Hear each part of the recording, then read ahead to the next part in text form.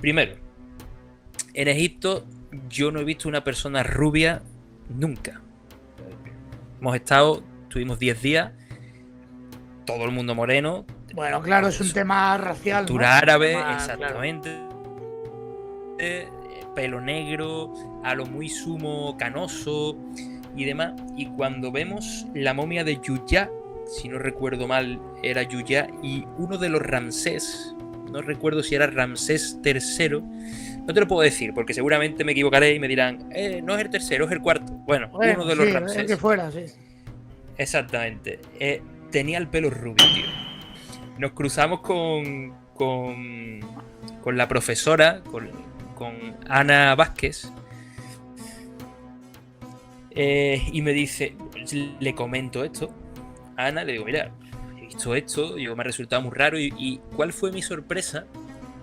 Que me dice Ana, claro, pues yo he estado en Egipto muchas veces, yo he estado estudiando el ADN de Tutankamón, y Tutankamón tiene trazas de ADN de la península ibérica. ¡Hola!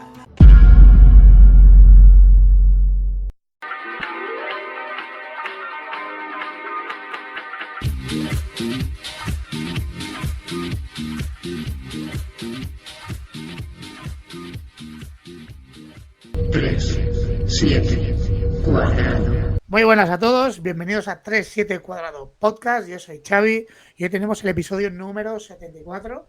Hoy nos acompaña Jesús Camacho. Pero antes de todo, bueno, avisaros de que hemos conseguido llegar al partner.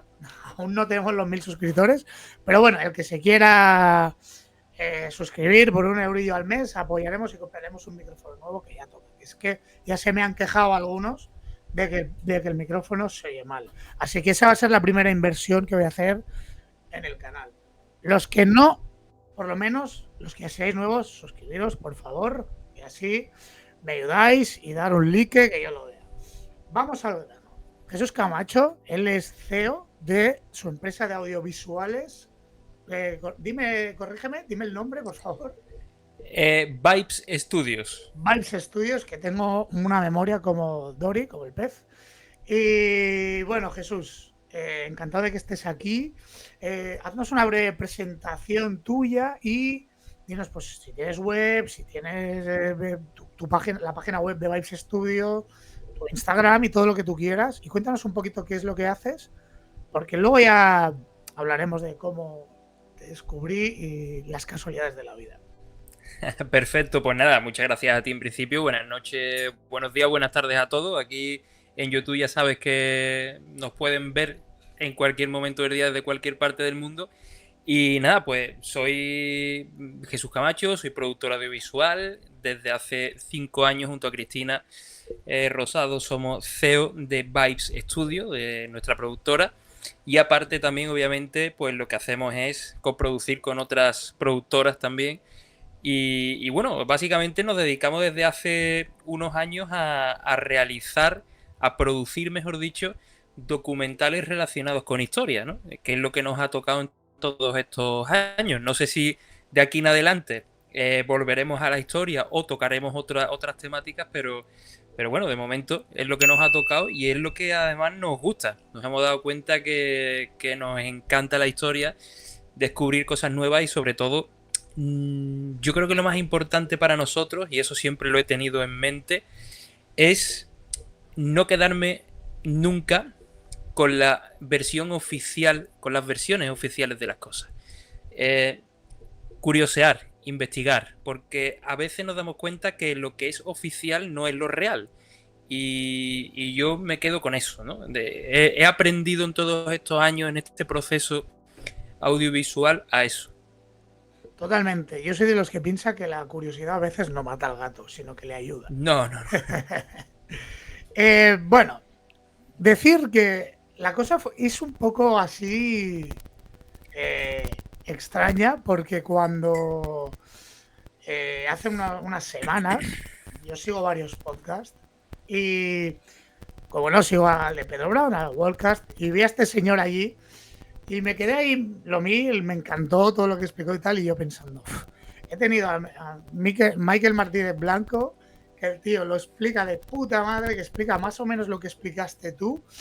Y digo, joder, tío, cómo me gustaría tener la repercusión que tiene Wordcast y tal. Y mira, entre unas cosas y otras, aquí estás, gracias a Manu, que nos puso en contacto de pura chorra, porque yo ni me imaginaba que pudiera contactar contigo ni nada. Así que fíjate tú cómo son las cosas, ¿eh? Sí, pues bueno, todo fue también una casualidad con Pedro, porque la verdad que no me esperaba que fuera a anunciar en WordCast que quería tocar un tema de civilizaciones perdidas, y me puse en contacto con ellos y directamente pues, oye, venga, vente para acá, habla de la Atlántida, que esto es muy interesante, ¿no? Y bueno, pues eso hicimos. Es verdad que ha tenido mucha repercusión. Es un podcast que prácticamente también, pues bueno, con otros muchos que hay, se volvió un poco viral, sobre todo, no solamente en YouTube, sino en TikTok, que yo creo que llegó como esos trocitos a 1,5 millones de Wow. personas, más o menos Sí, iba. como los shorts, ¿no? Y todo esto. Sí, sí. Exactamente. Y bueno, pues un poco expliqué lo mismo que te explicó Michael, el mismo periplo, porque al final hemos estado juntos durante 4 años en esta aventura inmersa y continuamos a día de hoy, obviamente. Y bueno, pues seguimos un poco ese proceso cuando, claro, imagínate, ¿no? Cuando Michael me dice hace 4 años que él tiene una ubicación que darme sobre la Atlántida, yo que había trabajado en radio anteriormente y que habíamos tocado el tema de la Atlántida, pero claro, obviamente lo habíamos tocado desde el punto de vista de que, bueno, podría estar en Cádiz, podría estar allí en el Océano Atlántico, entre Cádiz y Sí, como lo que dice él y por la costa. Sevilla. Sí, sí, sí. Exacto. Y claro, cuando nos cuenta Michael esa teoría que él tenía, es como, joder, me costaba muchísimo entenderla, ¿no? Porque, claro, para ello tenías que estudiar cómo había sido la geografía antigua, cosa que nosotros no habíamos hecho nunca en ningún programa, en ninguna parte que hemos tocado misterio. Y claro, ya cuando fuimos entendiendo un poco ese estudio que tenía él, dijimos, oye, tío, venga, vamos a producir el documental. No nos va a financiar nadie el documental porque salíamos de una etapa, entramos en pandemia justo, salíamos de una etapa un poco complicada donde las grandes productoras, nosotros que somos más pequeñitos, las grandes productoras prácticamente les costaba muchísimo trabajo mantenerse y dijimos, venga, pues esto lo vamos a tirar para adelante nosotros. O sea, no vamos a pedir ni siquiera financiación, lo tiramos para adelante y grabamos. Qué bueno. Y a partir de ahí comenzamos esa labor de investigación para preproducir el documental, obviamente. Creo que no he leído más libros y más artículos relacionados con toda esta zona en mi vida. O sea, ha sido algo brutal. Y gracias a Michael, por supuesto, hemos tenido el 90% del conocimiento histórico que había en esta zona. Que nosotros sí, que a veces a lo mejor podíamos intuir algo, pero ese algo era muy pequeñito, ¿no? Pero cuando Michael nos empezó a contar, dijimos, joder, pues esto parece que va bastante en serio, ¿no? Y a partir de ahí pues nos dimos cuenta de que todo estaba siendo desde hace 4 años hasta ahora mismo que estoy aquí hablando contigo, una bola que ha ido aumentando y bueno, pues a día de hoy yo creo que es raro ver a la persona o que alguien no se haya enterado de la teoría esta, porque la verdad que Lo que pasa es que con Michael, o sea, él lo tiene tan interiorizado, tan montado dentro de su cabeza, tan estructurado, que el tipo lo cuenta con una pasión y lo cuenta de una manera que él ya lo ve claro, lo ve tan claro que tú dices, Dios, pero este hombre que ha estado estudiando 30 años dentro de investigando, porque es que lo tiene todo hilado perfectamente. Yo alucino, tío. ¿Tú cuando te explicó esto, cómo te flipaste, digo yo, no? Me reventaron las neuronas. Yo creo que claro, me pasó a mí igual. Cuando él me explicó esto, tanto a Cristina como a mí, que me acuerdo que nos citamos en una cafetería en Corea del Río y nos dijo, venid que os voy a contar algo que no sabe nadie. Vale, perfecto, vamos para allá. Yo a Michael lo conocía ya desde hace bastante más tiempo, que yo era amigo de Michael ya, ¿no? Pero nunca me había contado esto, es verdad, ¿no? Y cuando se presenta en la cafetería, pues por la tarde, no recuerdo si invierno o verano, pero bueno, por la tarde, y se presenta con un tocho de folios, pues te puedo decir que no me cabía mucho más grande que esto. O sea, yo digo, vaya, ¿esto qué es? Y me dice, mira, os voy a explicar lo que llevo estudiando desde hace 30 años. Y es Madre como, mía. hostia, ¿sabes? Y es verdad que al principio te explota el cerebro porque obviamente no tienes ese conocimiento previo, no estás preparado para escuchar esa teoría porque se han escuchado tantas teorías de la Atlántida y a muchas... El sonido, otra vez. ¿Otra vez? Sí, sí. Hostia puta, tío. Espérate, pero esto yo creo que ya ¿Se escucha ahora bien? Perfecto, sigue. Ya, pues ya sé yo de qué esto. Que, claro, había escuchado tantas teorías de la Atlántida que estaba en Cádiz sobre todo, siempre Cádiz, Cádiz, Cádiz, Cádiz, que uno interioriza eso y ya está, ¿no? No le da muchas más vueltas. Claro. Pero cuando vas entrando en esa investigación de Michael, cuando te vas informando, cuando vas haciendo ya la estructura para hacer un documental, sobre todo al principio, que es la labor de investigación sobre esa teoría de Michael, pues te das cuenta que cuando nos estaba explicando las cosas, tenía muchísima razón en todo lo que estaba diciendo, ¿no? Era como, madre mía, es que la geografía antigua ha cambiado, es que el océano Atlántico llegaba hasta Sevilla, es que hay un estrecho antes de llegar a Sevilla y todo el mundo se ha referido al estrecho que decía Platón como el estrecho de Eso es. O sea, Gibraltar, pero te añades lo de Platón ya, que- ¡boom! ¿Sabes? claro, es como, joder, pero es que todo lo que está diciendo Michael punto por punto, lo estamos encontrando aquí. Y eso que en aquel momento, que te hablo hace 4 años, no habíamos estado con los arqueólogos del Instituto Alemán, no habíamos estado hablando con muchos investigadores que nos han contado muchísimas cosas. Y era como, joder, madre mía, cuando ha ido avanzando este proceso de investigación, nos hemos dado cuenta que es que en un enclave muy próximo a Sevilla, a unos 10 kilómetros de Sevilla, se encuentra el mayor yacimiento del mundo, que tiene unas dimensiones aproximadamente de más de 780 hectáreas, ¿no? Buah, ya ves, ¿eh?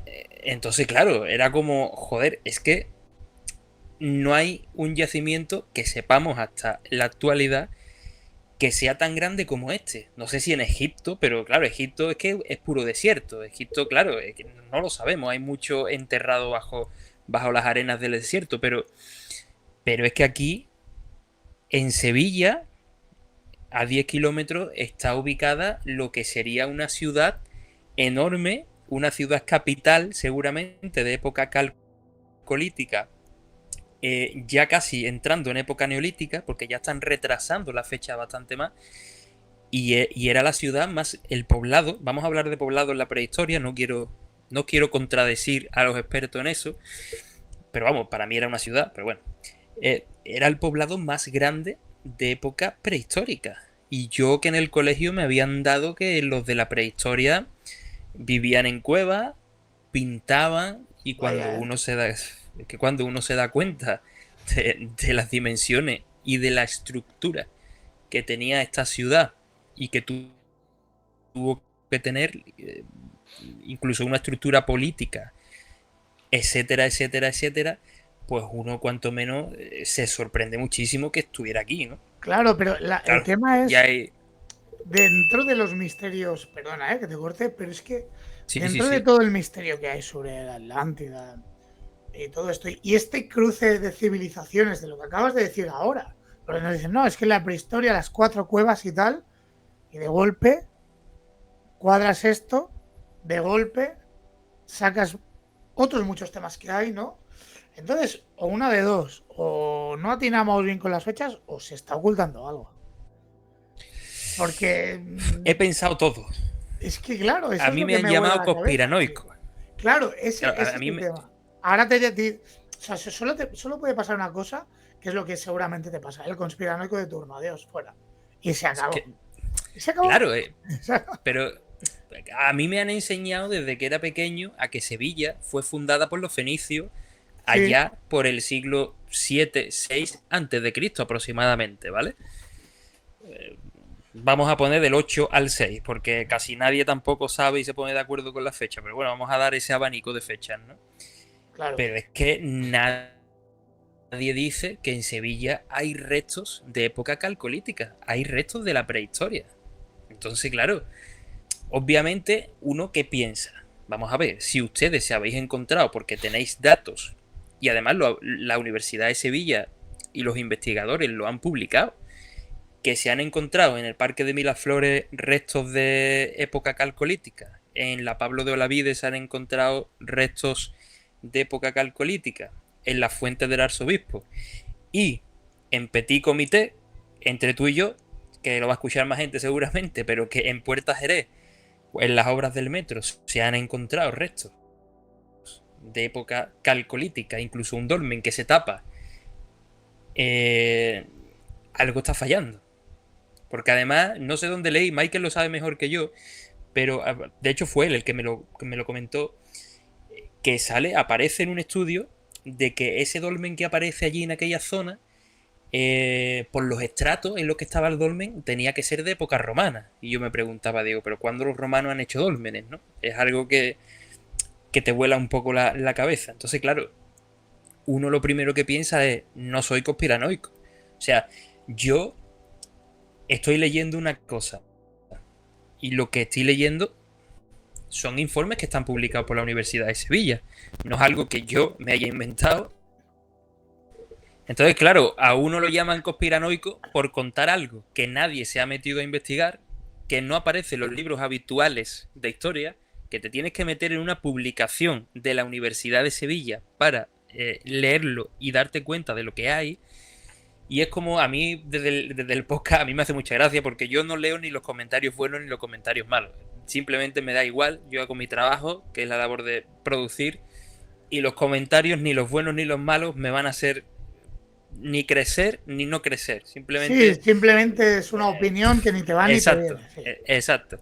Entonces sí leí uno por ahí que estaba de vacaciones y digo, a ver, voy a curiosear un poco, que dice, claro, el sevillano es que se lo quiere llevar todo a Sevilla, ¿no? Y es como, mira, es que si hubiera estado en Cádiz, pues hubiera dicho lo mismo, y si hubiera estado en Málaga hubiera dicho lo mismo, y si hubiera estado en Francia hubiera dicho lo mismo. Quiero decir, Claro. da igual, ¿no? Entonces es un poco eso, ¿no? El darnos cuenta que, joder, que lo oficial no es muchas veces la realidad. No, mira, fíjate que desde hace unos años para acá, bueno, ya desde que la pandemia y todo eso, ¿no has visto que la credibilidad de las fuentes oficiales y todo ya está como se toma, bueno, no todo el mundo, ¿eh? Yo no digo que todo sea un chiste ni mucho menos, ¿eh? Pero como que se toma todo más en duda, ¿sabes? Ya te fías menos, ya te fías. Fue todo como tan surrealista lo que pasó, por desgracia, con la pandemia, que fue una desgracia. Y se ha vuelto todo muy turbio, tío. Yo creo que se ha vuelto todo muy turbio y ahora cuesta que lo oficial entre dentro de... No de todo el mundo, la gente que le da igual todo, pues sigue con su vida igual. No igual todo, sino que no le interesan estos temas o que simplemente, pues, ok, ha pasado esto, ok, yo sigo con mi vida, ¿qué me vas a contar, ¿sabes? Pero los que somos así un poco curiosos, pues sí que empezamos, pues quizás a cuestionar algunas cosas que no cuadran. Ya nos metemos en cosas del pasado, como tú has dicho, de, ostras, es que estas fechas no cuadran, es que no sé qué, y ya, si a esto le añades los mega conspiranoicos que solo les faltan un gorro de papel de plata en la cabeza y los terraplanistas y todo este rollo, pues ya tienes aquí un mejunje infinito ya. Totalmente. Yo al final lo que nos dimos cuenta era que no nos podíamos fiar ni siquiera de una publicación que hubiera hecho el catedrático tal. No porque tuviéramos nada en contra del catedrático, porque, ojo, y esto quiero dejarlo muy claro también, es que se invierte muy poco en investigación. Entonces, cuando el gobierno no financia este tipo de cosas, lo que ocurre es que desde hace 15 años vivimos en la misma historia. Parece que no se ha descubierto nada nuevo, parece que, bueno, que para las personas mayores un dolmen son 4 piedras viejas. Para las personas jóvenes, esto lo Les hablaba da ayer igual, sí. Sí, claro, y es como, ahí está, bueno, ahí está, sí, ahí se ha encontrado ahí, pero bueno, esos son 4 piedras viejas que están ahí, pero es que esas 4 piedras viejas, como se dice, nos pueden dar mucha información de fecha en la que estamos barajando ciertas cosas, ¿no? Entonces, claro, yo no, es lo que te digo, no estoy en contra, ni muchísimo menos, aunque se nos tache de que vamos en contra del oficial. Y es cierto, vamos en contra del oficial, pero sin ningún tipo de, bueno, de machaque hacia el oficial. No, Es para decir, nada. Es más, ¿hay algún estamento oficial o que se relacione con el oficial que respalda las ideas de Michael y la tuya? O nadie, ¿no? eh, estamos solos en esto, como yo suelo decir, Solos, nos hemos tirado, 100% nos hemos solos. tirado a una piscina, nos hemos tirado a una piscina. Sí. Sí es cierto que hay mucha gente, mira, me han llegado muchos mensajes y es muy curioso porque desde que publicó Pedro el podcast, me han llegado mensajes de gente, de estudiantes de la Universidad de Sevilla de Historia, diciendo que llevamos razón en lo que estamos diciendo, que no es ninguna locura.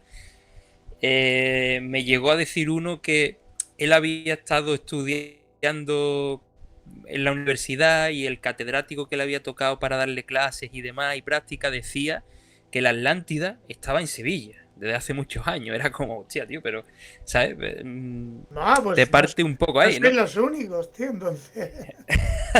Pero claro, dentro de lo oficial, cuando tú nombras la palabra Atlántida, algún arqueólogo o Ya, alguien, ya. es como si estuvieran nombrando la palabra maldita.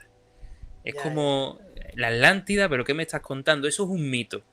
Sí, Bueno, pero como si estuvieras defendiendo la leyenda de, yo qué exacto. sé, ¿me entiendes? Una leyenda popular o algo Claro, así.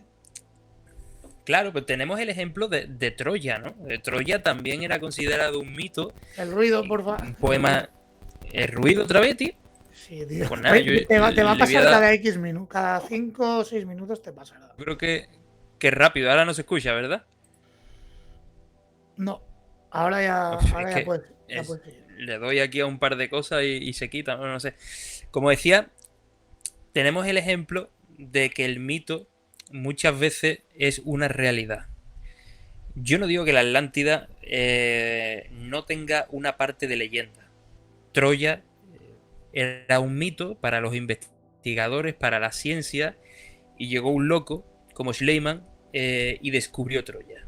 Troya venía en un poema que había escrito Homero sobre una guerra que había ocurrido en esa ciudad, en esa zona, pero para la ciencia eso no era fiable, eso era una invención de Homero y no era nada más que eso. Y llegó este loco creyendo en que Troya existía y descubrió Troya, ¿no? Ya desde entonces era como, ¡wow! Ha descubierto Troya, qué bien. Claro, ahí llegan los que te dicen, eso ya lo sabía yo. Lo que pasa es que no quería decir nada, claro. Claro, Pero, sí. Te da claro, es cosa, que, no quieres que te ridiculicen, no quieres exacto, poner tu cara. Pues a veces hay que exacto. ponerla, tío. Hay que ponerla y no pasa nada. A ver, yo siempre digo que no pasa nada si nos equivocamos. Quiero decir con esto, vamos a ver. La posibilidad de que se encuentre la Atlántida es prácticamente nula. Y te voy a decir por qué. Porque si la teoría de Michael es buena, que yo creo que lo es, si está bajo los cimientos de Sevilla, estamos hablando de unos estratos brutalmente bajos que imposibilita que haya una prospección arqueológica en condiciones para poder descubrir que hay una ciudad en Sevilla, no una ciudad, porque Platón habla de una isla donde vivían solamente los reyes de la Atlántida, ¿eh? Platón, cuando hablamos de la Atlántida hay que saber diferenciar en 3 cosas. La cultura, hasta dónde se extiende la cultura, que se extiende por Portugal, la zona atlántica de la península ibérica, la zona del Mediterráneo hasta Tirrenia, hasta Italia, y por el norte de África, desde el norte de África, que tenemos más próximo, hasta la frontera egipcia, más o menos hasta Libia, para que nos hagamos una idea, ¿no? Toda esa zona está plagada de dólmenes. era la cultura de los dólmenes, y esa cultura megalítica nació aquí, en la península ibérica. O sea, se extendieron, bueno, y te hablo del norte, de Irlanda, Inglaterra, Wow, etcétera, era muy etcétera, ¿no? extenso, ¿eh? Pues incluso, yo a veces, Exacto. yo cuando hablé con Michael sobre esto, yo llegué a pensar que incluso, ¿sabes los amazigh del norte de África?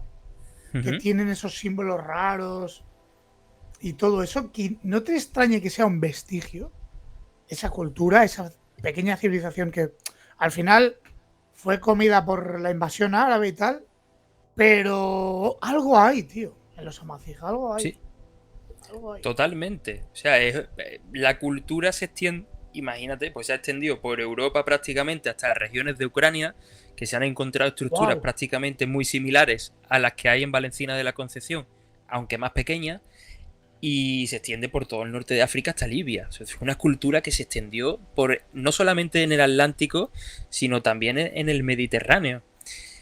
Y también, pues hay que hablar de la ciudad capital. O sea, tenemos la cultura, tenemos la ciudad capital, que para nosotros es Valencina de la Concepción. No es por nada, sino porque es el poblado más grande de época prehistórica que se ha encontrado del mundo, lo que nos hace ver, obviamente, que tuvo que ser una capital de algo, y el lugar donde vivían los reyes, que era esa isla que podría haber sido Sevilla. ¿Que nos vayamos a equivocar? Pues muy posiblemente estemos equivocados.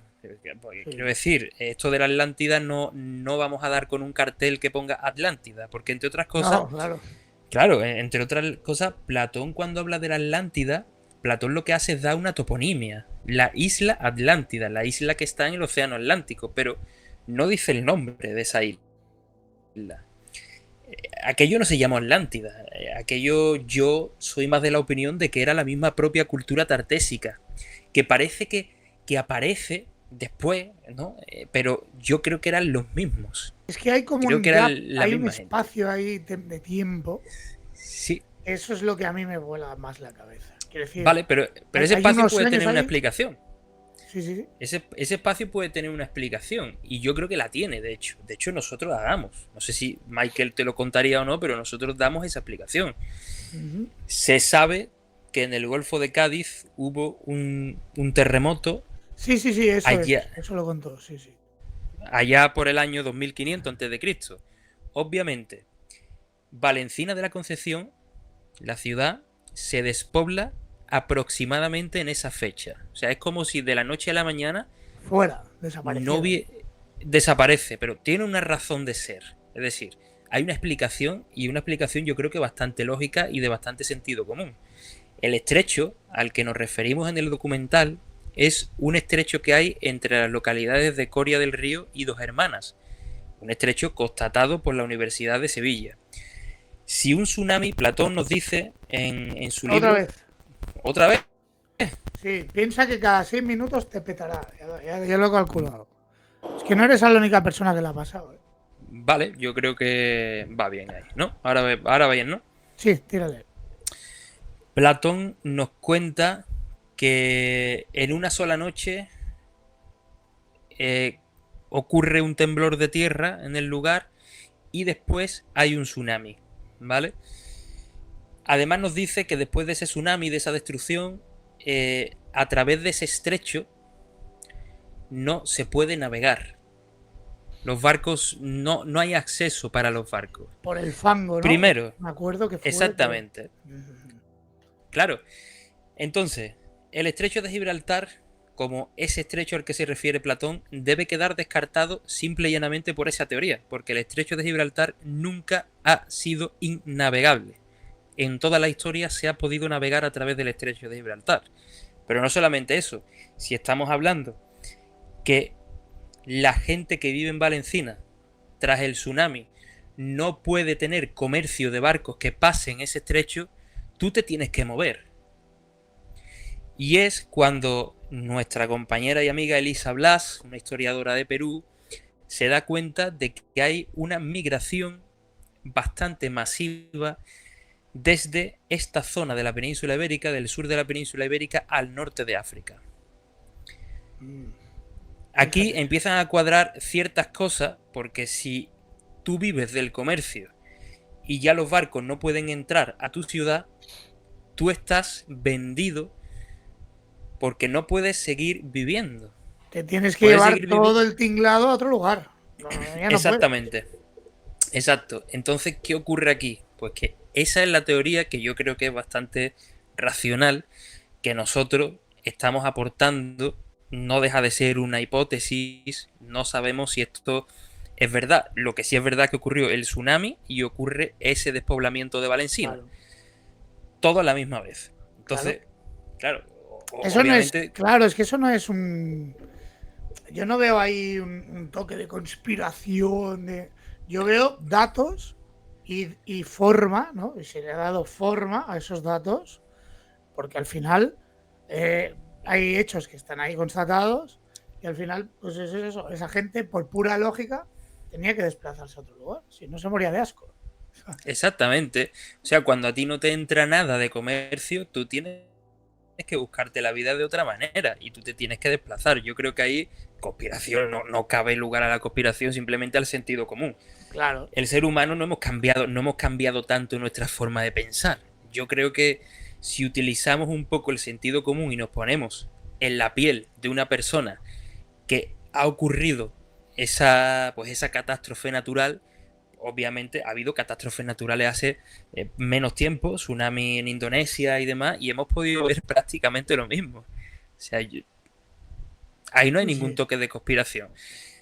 Es verdad que el documental sí tiene algún toque en el que tiene la ciudad de Sevilla con la masonería y con algunos Qué bueno. aspectos que a nosotros, que a nosotros nos parece desde nuestro punto de vista que podría haber un libro, entre comillas, escrito en forma de monumentos que grandes arquitectos como Aníbal González, y hay gente que Aníbal González lo ha relacionado con la masonería, ha hecho. Por ejemplo, la Plaza de España o la Fuente de Hispali en Puerta de Jerez. Pero esto tampoco deja de ser meras hipótesis, quiero decir. Ostras, ¿y qué conexión le haces con la masonería aquí? Porque esto me ha chocado. Hay investigadores que hablan, la masonería, fíjate, si los datos y la cabeza no me falla, no tengo aquí ahora mismo los documentos, pero nace en 1717, si no recuerdo mal. Eran constructores, eran arquitectos. De hecho, hay investigadores que dicen, no masonería como tal, sino que ya desde la prehistoria, los grandes arquitectos, y además los vemos reflejados en Egipto, por ejemplo, eran los únicos, eran personas contadas las que tenían el conocimiento de la construcción. Lo vemos con las pirámides de Egipto, lo vemos con los dólmenes, lo vemos con muchas construcciones que se han ido haciendo a lo largo y ancho de todo el mundo. Lo vemos en las construcciones de la catedral de Sevilla y de otras catedrales. Sí, son libros. Es una locura, eso es una locura. Yo a Son veces cuando veo una catedral de cerca, yo no me entra en la cabeza. O sea, ¿cómo podían hacer eso en esa época, tío? ¿Cómo se podía construir algo así? Ya no hablemos, que ahora hablaremos de las pirámides y de Egipto, que ahí ya te cagas, ya. Pero bueno, en definitiva, el tema de la Atlántida, ¿cuándo tenéis previsto lanzarlo, el documental? Pues mira, el documental en 2 semanas, en octubre, la primera semana de octubre o la segunda, no recuerdo bien la fecha, va a Cannes, al Festival de Cannes, que se lo lleva precisamente nuestra distribuidora. Hay infinidad de televisiones y plataformas que están detrás del documental y precisamente Charo Penedo, que es una negociadora nata y una profesional como la copa de un pino, que además viene de Discovery Channel, del departamento bueno. de adquisiciones y bueno, pues la verdad que está haciendo una labor y un trabajo brutal, al igual que Juan Luis, nuestro productor ejecutivo, y no tenemos fecha de estreno del documental exactamente. Sí tenemos fecha de presentación, haremos presentaciones por diferentes partes de España. En este caso la primera va a ser precisamente en Valencina de la Concesión, que menos que sea la propia ciudad que nosotros creemos que es la capital de ese imperio Qué bueno. donde lo presentemos. Y será el día 20 de octubre a las 8 de la tarde en la Tarazana de Valencina. Un lugar, la verdad, que bastante bonito y bastante peculiar, muy, muy recogido, como decimos nosotros, muy íntimo, pero que de momento sé que va a estar bastante lleno aquello. Yo, Sí, bueno, por eso, lo que, eso es por lo que bueno. me están comentando, por lo que me están comentando por ahí, no, yo no tengo constancia en sí, pero sí por lo que me están diciendo. Y a partir de ahí creemos, por los tiempos que se barajan en televisión, que el documental podría estar para 2024. Con un poco de suerte para 2024 yo creo que podríamos verlo. Todavía no te puedo decir dónde, pero seguramente una televisión internacional bastante conocida. Bueno, va. Ojalá que así sea. Ojalá que así sea, porque Sí, vamos, ya me muero de ganas por verlo. Que por cierto, sé que Michael ha sacado el libro sí. y lo tengo ya pendiente en la lista de deseos de Amazon. Em, dime, ¿qué querías decir? Ah, No, vale, nada vale. más, ¿no? Que obviamente ese estudio tiene que quedarse por escrito, tiene que quedarse de forma Claro, documental, tiene que quedarse de todas las maneras, porque yo creo que es un estudio de 30 años que al final una persona hace, como siempre digo, ¿no? Desinteresadamente, 30 años poniendo tus ratos libres tiene en un valor investigar. incalculable eso. Exacto, Y ¿no? hay que plasmarlo, claro que sí. Efectivamente. Así que, pues eso, ¿no? Yo me pongo ya a tu disposición y hablemos de lo que tú quieras, ¿eh? De Egipto, de lo que quieras. Bueno, el tema es que, tal como hemos hablado fuera de cámaras, una vez concluido el tema Atlántida, ¿tienes, o sea, ¿tienes algún proyecto así relacionado con algo misterioso? ¿O es que sabes del tema Egipto, por ejemplo, por pura pasión, porque ya has investigado, etcétera? Hemos estado en Egipto. El año pasado estuvimos rodando parte del documental en el Lo sé, lo Cairo. sé. Lo sé porque he visto tus fotos Y, en Instagram. somos unos apasionados. Yo era un apasionado de la cultura egipcia, igual que Cristina y otros miembros del equipo. Y bueno, tema Egipto es por lo que he visto en Egipto realmente, ¿no? Si yo no hubiera viajado hasta allí, no me hubiera dado cuenta de muchas cosas, ¿no? Que ahora, atando cabo, entienden más o menos un poquito que hay una parte muy romántica de Egipto Eso es que lo no que, es como... esto es lo que quería sacar. O sea, Claro. pero a ver, primer punto. Esto pasa en todas partes del mundo, ¿vale? Quiero decir, mucha gente idealiza un lugar Ujú. y luego cuando vas, pues te llevas un chasco o te gusta o no te gusta, pero no es exactamente como imaginabas, ¿vale? Claro, yo por ejemplo he estado mucho tiempo en Japón. Japón por suerte sí que es como uno puede imaginar más o menos, pero, pero luego sé que hay otros lugares que no. Y Egipto, yo no he estado nunca, pero yo creo que tiene una parte muy mágica, seguro, y una parte muy cruda, también seguramente que van por ahí.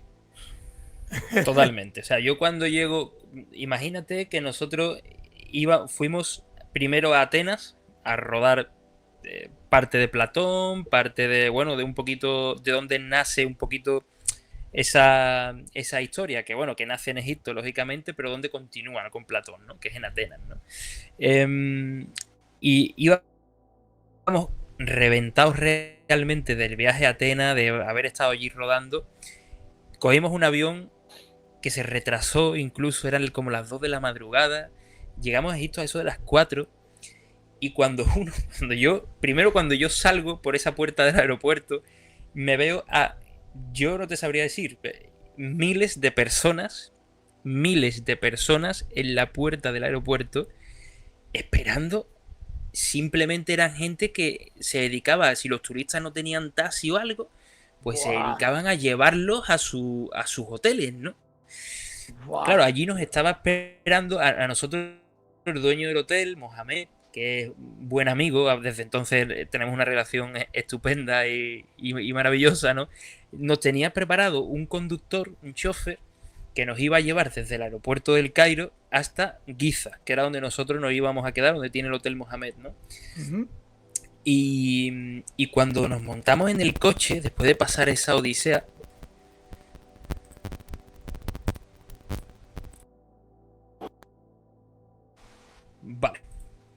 Y cuando nos montamos en el coche, después de pasar esa odisea, de pasar entre tanta gente, cansados además, lo primero que yo veo es, primero, todas las tiendas, todos los comercios del Cairo abiertos, talleres de coche, o sea, todo. A las Y yo 4 de digo, la mañana.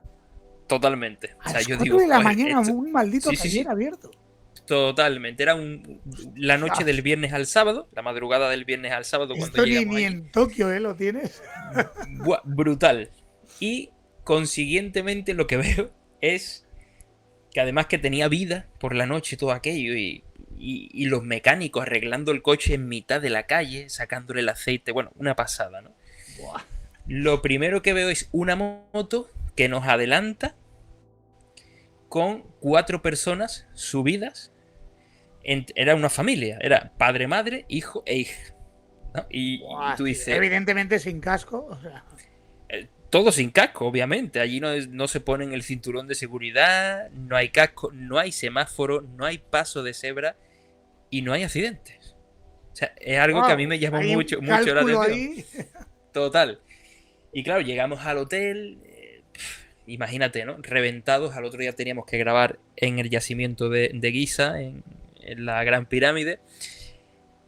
Y a ver, tú ves un contraste entre las fotos que ves en internet y algunos vídeos que son muy bonitos, contrastan mucho con la pobreza que hay en el lugar, es obvio. Es decir, a nosotros cuando salimos, el trayecto del hotel a comprar, a entrar, comprar las entradas para ir a Giza, aquello no es gratis. Rodar un día en cualquier yacimiento egipcio cuesta casi 2.000 euros. Para que te hagas una idea. Vaya business se han cascado ahí, ¿no? Totalmente. Entonces, imagínate, ¿no? Era un trayecto de 100 metros del hotel a la entrada a las pirámides de Giza. Se nos acercaron, no te exagero, como un grupo de 20-25 niños pidiéndonos dinero. Qué duro, tío. No te lo puedes ni Eso es imaginar. muy, O sea, muy duro. uno dice, madre mía, tío. Ahí es donde yo me di cuenta y además sí que recuerdo que Mohamed, el dueño del hotel, nos dijo, no le vayas a dar propinas a nadie, se te van a acercar mucha gente. Nos enseñó incluso cómo se decía no gracias en árabe, en egipcio, para que pudiéramos Claro, para decir que no los molestaran o tal. no gracias, exacto. Aún así, por mucho que decíamos, nada, ¿sabes? O sea, era una auténtica pasada. Claro, Y es simple, cuando estás solo por pedir limosna, o sea, por pedir dinero. No ofrecían nada a cambio, solo pedir dinero. había gente que no ofrecía nada a cambio, había mujeres que llevaban a sus hijos con una sonda puesta como de un hospital, en brazos. Era una pasada, tío. Los niños jugaban encima de basura con un balón de trapo, de lo que tuvieran. Es decir, Qué te das barbaridad, cuenta que tío, estás qué barbaridad. en África. Te das cuenta que estás en África. Esto puede sonar muy duro para algunas personas, pero es la Bueno, cruda realidad. Es lo que es, claro. Claro, es que es muy bonito Exacto. ver 4 imágenes en helicóptero de las pirámides y 4 Exacto. imágenes de noche para ver las luces de la ciudad. Pero baja y Sí, ¿no? Y además fuimos nosotros sin acompañamiento turístico, que es algo que no volveremos a hacer. Tenemos un amigo que es Tito Vivas, no sé si lo conoces o no, es un egiptólogo, no, tiene una agencia de viajes que se dedica a hacer viajes de aventura por el mundo. Además, precisamente, o sea, son personas bastante conocidas y Tito Vivas coincidió con nosotros en esa etapa que fuimos y coincidió allí y 2 días después coincidimos y nos vimos, ¿no? Y nos dijo, oye, veniros al centro con nosotros, yo le voy a preguntar a los turistas que llevo yo aquí a ver si no les importa y os venís con nosotros al centro y demás. Bueno, Cristina y yo fuimos al centro con ellos con escolta. Que yo cuando vi un escolta, yo dije, pero esto, ¿por qué? Porque es peligroso. Aquí te venden que no pasa nada, Pero yo no me quedaría solo. Yo he sido escolta, ¿eh? He sido vigilante de seguridad antes de ser productor y he sido escolta. Yo no me quedaría solo de noche en el Cairo. Te lo puedo asegurar. Claro, si Hay no eres, mucha si no inseguridad. eres un habitante de allí que te ven turista y tal, ya Exacto. te deben enredar rápido, ¿no? Exactamente. Entonces, claro, hay mucho contraste, ¿no? de seguridad de lo que te dicen. Encima de todo, ya el contraste histórico ni te cuento. Porque todo es muy impresionante, las cosas como son. A nosotros nos encantó, obviamente. Pero hay cosas que yo creo también, y aquí me dirán, el conspiranoico este que está hablando, qué tal, qué cual. Hay cosas que yo vi que no me cuadraban con la historia, ¿eh?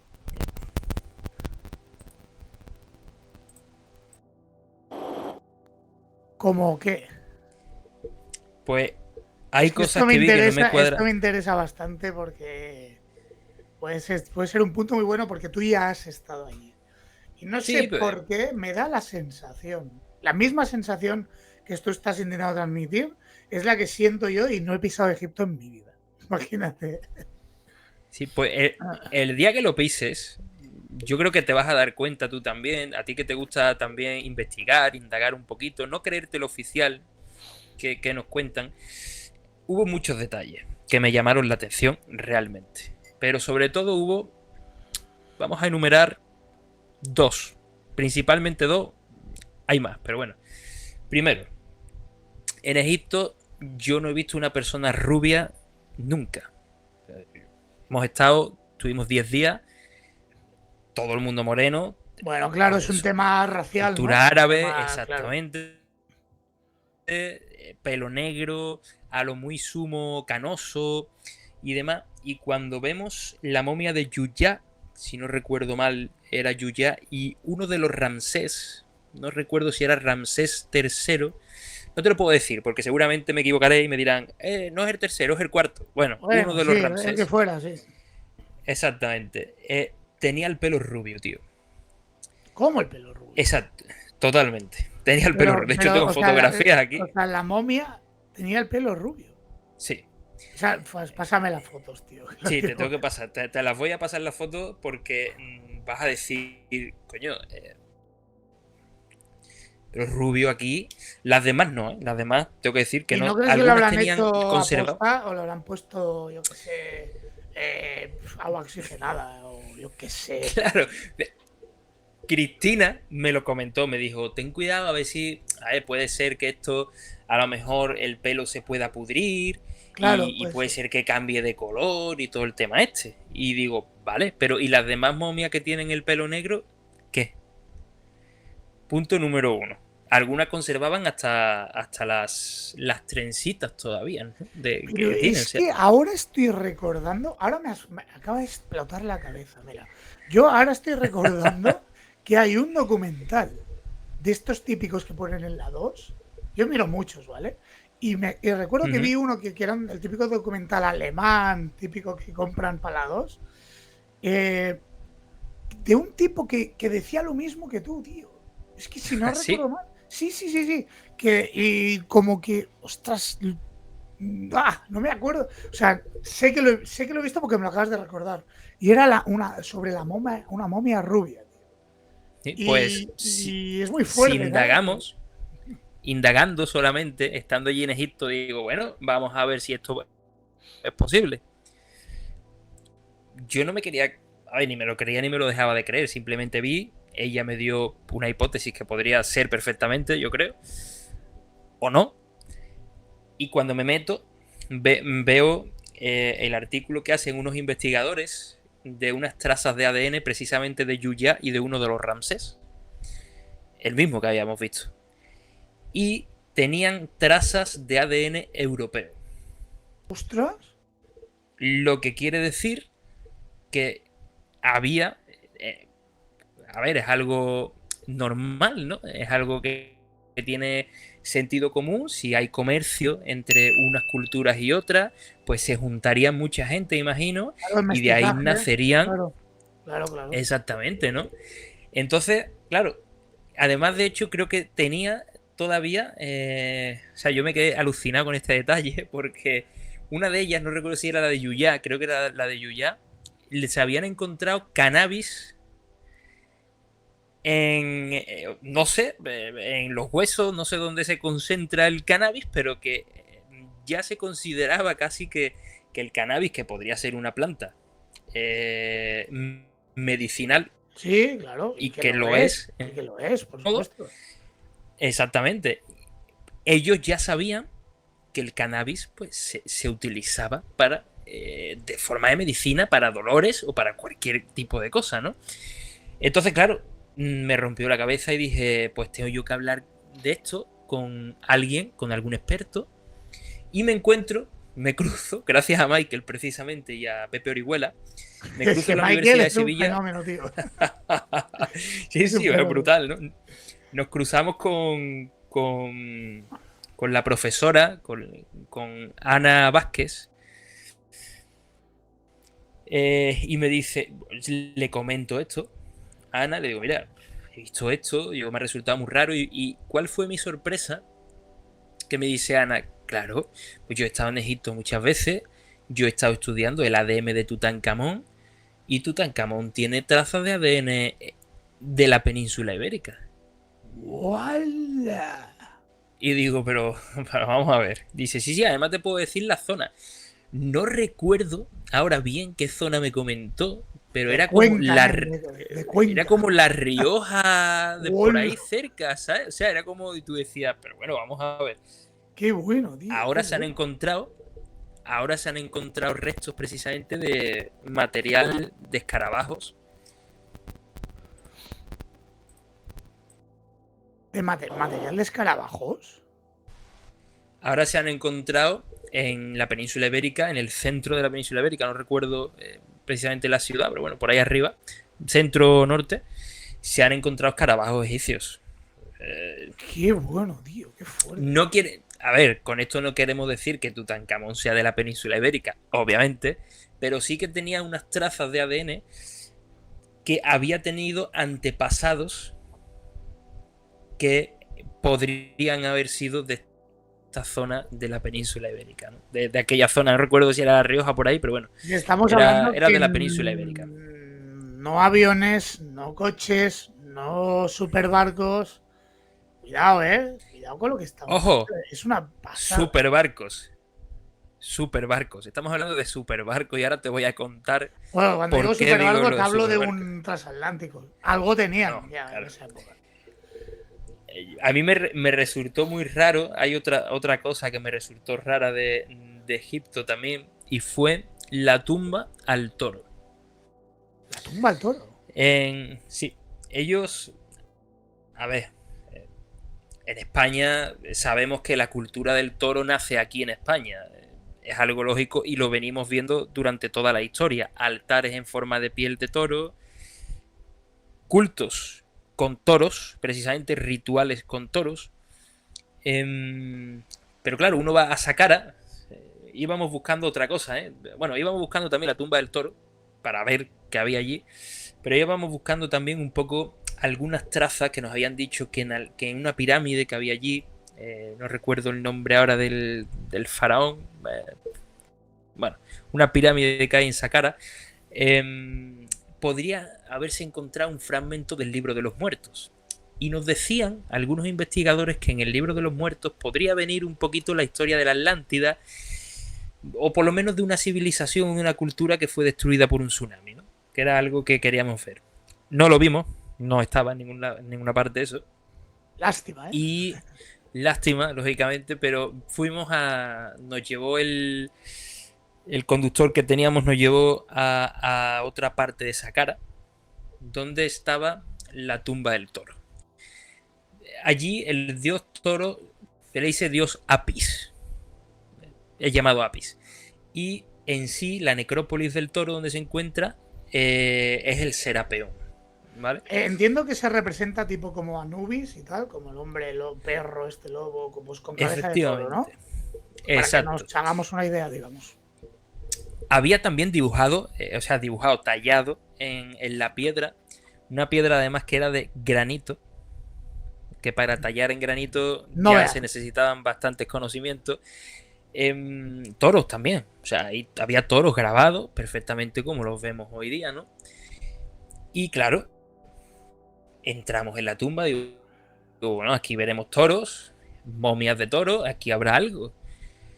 Creo que eran 32 tumbas, si yo no recuerdo mal, pero bueno, aproximadamente ahí, entre 30 y pico tumbas, enormes. O sea, yo mido 1,82 y me sentía como un auténtico enano al lado de la tumba. Yo la veía, él miraba para arriba y decía, madre mía. Buah. Era de altura entre la tapa y lo que es el sarcófago. El sarcófago entero, con tapa incluida, eran como 3,5 metros aproximadamente. Tapadera de granito. Y parte de la tumba, si no recuerdo mal, era de basalto. Basalto. Y ni un toro, tío. Y entonces, ¿qué había Era ahí? como la tumba solo. Y ya. O sea, no había momias, no había nada. No había nada. Yo le pregunté al tío de allí, le preguntamos, oye, ¿y los toros dónde están? No, los toros están en el museo, nos dijo. Bueno, pues vamos al museo. En el museo no hay toros. Ni momias de toro, ni hay Entonces, ¿por qué te absolutamente dice que nada. está en el museo? No lo sabemos. O sea, es verdad que hay, en esa época en la que nosotros fuimos, había una transición de museos, había un cambio porque se están trasladando las cosas al museo nuevo de Giza, que está allí donde están las pirámides y todo el rollo. Pero nosotros estuvimos preguntando y nadie nos sabía decir dónde estaban los toros. O sea, estamos hablando de 32 tumbas, que coño, algún toro tendrá que haber. Hay otras teorías que dicen que es que como la han saqueado las tumbas, pues claro, se han llevado los toros. Y es Claro, como, y te llevas a un ¿quién toro quiere una de momia? 500 kilos. Claro, ¿quién quiere la momia de un toro? ¿Sabes? Entonces, fue otro detalle Que te que a mí me hizo llamó sospechar, ¿no? mucha la atención. Y que, sí, me hizo sospechar de que quizás podría haber habido una estrecha relación entre la península ibérica y aquella zona de Egipto, y que posiblemente ellos adoraban al toro, porque para ellos, igual que para los que vivían aquí, era un animal sagrado, por las razones que fueran en aquella época, que no lo sabemos ni lo vamos a saber obviamente, pero posiblemente podría haber sido así. No decimos que lo sea, ¿no? Podría haber Totalmente. sido así. Sí. Claro, en Valencina de la Concepción hay un detalle.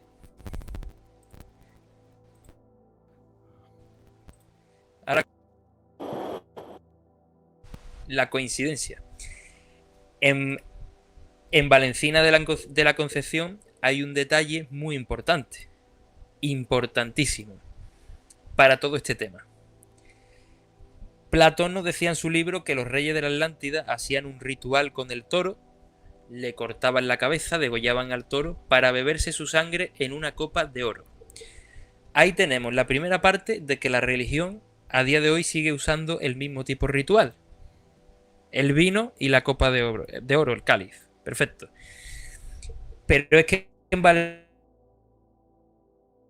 he encontrado cabezas de toros, solo cabezas de toros cortadas, puestas en bandejas a modo ritual. ¿Qué quiere decir esto? Que lo que dice Platón en su libro se da aquí. Otra cosa es que sea. Vaya. Pero se da. Ya ves. Y se han Entonces, encontrado restos y todo, ¿no? Exactamente. Y un detalle más, que en la necrópolis de Valencina se han localizado y hechos a unos restos humanos, a varios restos que han aparecido, el ADN, y algunos de ellos el ADN era africano. Lo cual, aquí hay gente enterrada que procede de África. Si hubo ese tsunami y había esa conexión y tuvieron que emigrar a África, ahí entendemos ya perfectamente la conexión con África y posiblemente por qué los egipcios conservaban la historia de la Atlántida. ¡Wow! Brutal. Es una conexión brutal, porque es que es brutal, tío. No puedo decir más. Después, Me parece asombroso, vamos, porque hay muchas cositas, ¿no? Que hilar, que encajan, ¿no? tema de los toros, la momia esta rubia, son cosas. Nosotros lanzamos la hipótesis y bueno, ahí la dejamos. Obviamente, retomando tema de Egipto, que tiene mucho que ver, claro, Egipto siempre ha guardado, si uno va a Egipto, es cierto que uno se da cuenta que han guardado archivos históricos desde tiempos muy remotos, ¿no? Egipto yo creo que es la única cultura que ha mantenido intacta la historia de muchos lugares. O sea, eso sí lo tiene Egipto porque lo han sabido guardar muy bien durante todos estos años. Que hay cosas que... Claro, yo entiendo Egipto. O sea, yo entiendo Egipto, ¿no? Entiendo que viven del turismo. Claro, eso es lo que te quería preguntar. ¿No notaste que había un poco de faranduleo, de cosas así un poco montadas para que quede muy bonito todo, pero que se veía que era cutre, que estaba montado ahí para el turista? Había cosas que sí y había cosas que no. Bueno, al final yo creo que ellos han sabido aprovechar muy bien su historia, algo que nosotros tenemos que aprender a hacer después de tanto tiempo. Ahí sí que vamos con retraso respecto a Egipto. Muchísimo, sí. Muchísimo, además, porque los yacimientos que tenemos aquí en la península ibérica son más antiguos que los egipcios y no menos importantes, y sin embargo ahí están algunos tapados y abandonados. Y todo lo que se esconde porque hay que montar una carretera o porque hay que montar no sé qué. ¿Qué te crees? Es que eso... Exactamente. Entonces eso sí que los egipcios lo han sabido guardar muy bien y chapó por ellos. Ahora, tenemos que volver a Egipto, es cierto, porque tenemos 2 documentales más allí. No sé cuándo lo vamos a empezar a rodar, espero que pronto. Porque además uno de ellos es a un personaje egipcio muy famoso que es... Le vamos a hacer la biografía sobre su vida a Zahi Hawass, y que es, no sé, el egiptólogo del sombrero, el que ha hecho ya 2 documentales con Netflix y el tío que lleva toda la parte histórica de Egipto, y tenemos que volver allí. Pero bueno, ya una vez volvamos sabemos dónde sí y dónde no, ¿no? Lógicamente, que eso claro, sí ya que se lo... claro. Exacto, ¿no? Pero bueno, pues en explicadle vuestra teoría, a ese señor, a ver qué se la explicamos, de hecho se la explicamos. Poco. Sí, ¿qué te dijo? Sí, ¿Qué dijo? sí. Él, a ver, ese señor lo único que sabía hacer era engrandecer la cultura egipcia y decir, bueno sí, claro. La prehistoria está muy bien, pero que aquí los egipcios, aquí tenemos las pirámides, aquí tal, y era siempre lo mismo, ¿no? Zahi Hawass, de hecho, participa en el documental de la serie Atlantis, hablando sobre una cosa muy importante que ocurrió en Egipto, que era la batalla... no recuerdo ahora, la batalla del delta del Nilo. Hubo una batalla entre los pueblos del mar, los llamados pueblos del mar, con los egipcios, que de hecho derrotan a los pueblos del mar, los egipcios, y él nos habla un poquito de eso, ¿no? Y de algunas cosas que se han encontrado que posiblemente sí que estén relacionadas con otras culturas, ¿no? Allí y en otros puntos del mundo de Egipto, ¿no? O sea que sí que tenemos, la verdad que hay historia para rato, y yo creo que la relación comercial existía, y que eran expertos navegantes existían, y que los navegantes que... Sonido...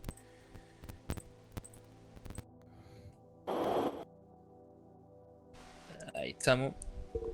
Y que los navegantes que venían del Mediterráneo tenían que cambiar la embarcación para navegar por el Atlántico, existió. Existió además y está ahí. Está plasmado en una cueva muy famosa, que es la Cueva de las Altas, donde hay unos barcos plasmados que te están contando una historia. Y eso es obvio, ¿no?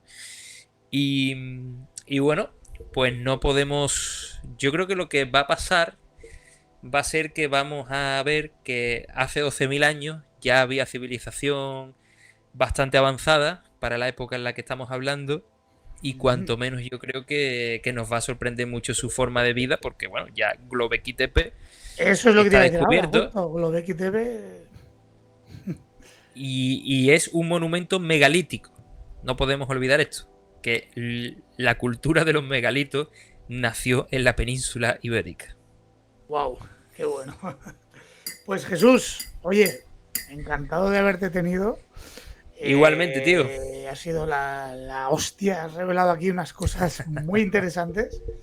Y nada, sabes que estás invitado a venir cuando quieras y repetimos aquí lo que quieras, misterios y lo que te plazca. Misterio podemos hablar bien. Pues Sí, dime. repetiremos porque de hecho Michael hicimos una así más tipo Atlántida y tal y luego una de misterios que también quedó genial. Así que tú tienes que hacer lo mismo. No vas a ser menos que Wayne. Michael es un crack y es un maestro. Sí. Hay que decir que ha sido nuestro maestro durante todo Respect máximo a Michael, la verdad.